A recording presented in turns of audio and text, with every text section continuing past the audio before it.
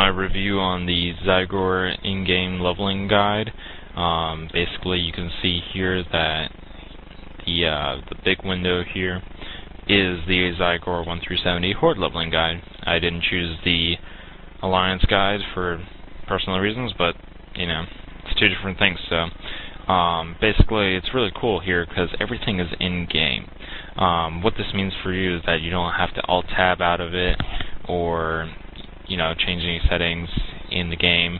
Basically, just install the add-on, which is really simple. Just put the 3 folders that came with the zip into your add-on folder, and you're ready to go. You can see here it's on your mini-map. Turn it on and off, and here it is. Now this thing is really bulky to begin with, but it shows all the information here. It automatically detects what level you're at, and you just have to find what step you're going to go at. It's good to start this out from the beginning, but you can start it from any level, and the great thing is you can start it from any class as well.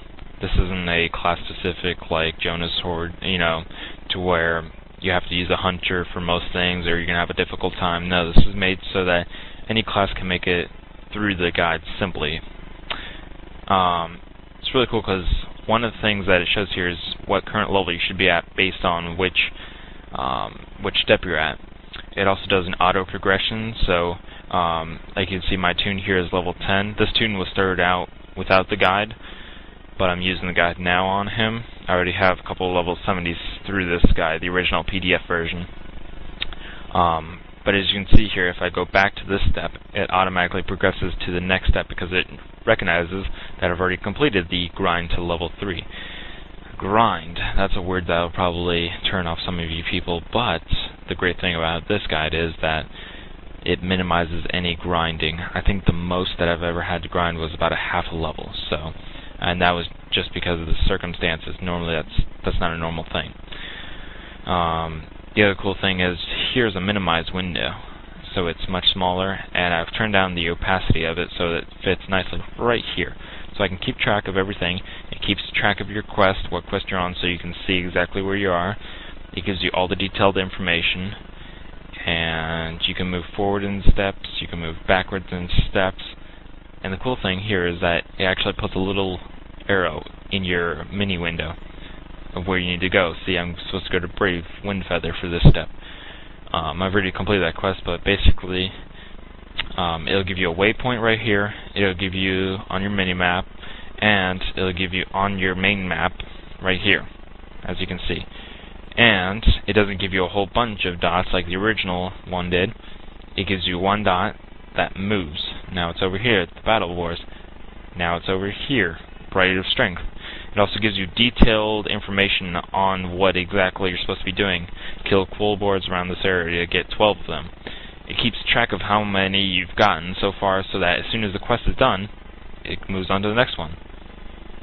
And it just keeps going and going and going and going until you've reached level 70. To change anything in here, you have to open this up and go to the options, or you can do it from here, the add-on preferences. Basically, you can choose the icons, how big the icons are, what the opacity of the windows are, whether you want it to automatically step forward or not, whether you want it to auto-size the mini window, on and on.